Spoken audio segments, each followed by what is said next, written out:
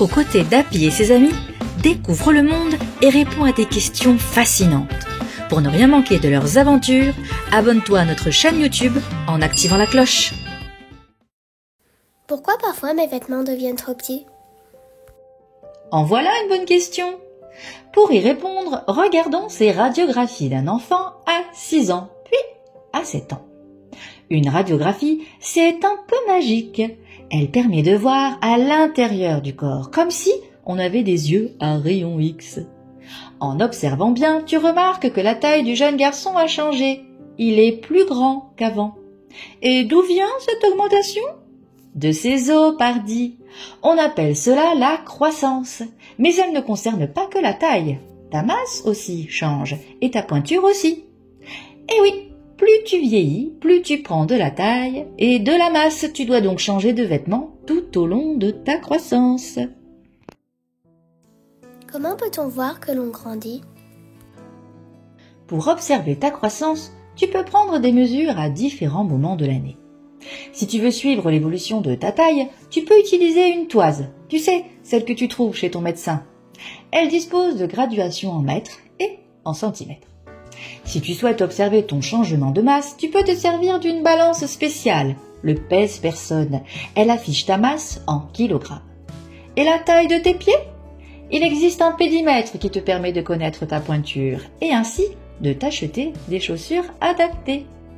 Pour suivre au mieux ta croissance, tu peux noter ces mesures sur des graphiques, comme ceux que tu trouves dans ton carnet de santé. En y notant régulièrement ta taille et ta masse, tu peux observer comment elles évoluent avec le temps. Regarde les courbes de Ninon et Driss. Ils ont sacrément grandi, n'est-ce pas? Est-ce que tout le monde grandit de la même manière? Eh bien non. Chacun grandit à son propre rythme, dès le plus jeune âge. Certains enfants grandissent plus vite, d'autres plus lentement. C'est ce qui fait que nous sommes à la fois tous pareils et tous différents. Ces différences de croissance existent entre chaque personne, mais aussi entre les filles et les garçons. En général, la croissance des filles s'arrête entre 16 et 18 ans, tandis que celle des garçons continue jusqu'à 18 ou même 20 ans. Finalement, le plus important, c'est surtout d'être en bonne santé et d'entretenir ton corps pour l'aider à bien grandir. Et puis, comme disait le célèbre humoriste et comédien français Coluche, la bonne taille, c'est quand les deux pieds touchent par terre.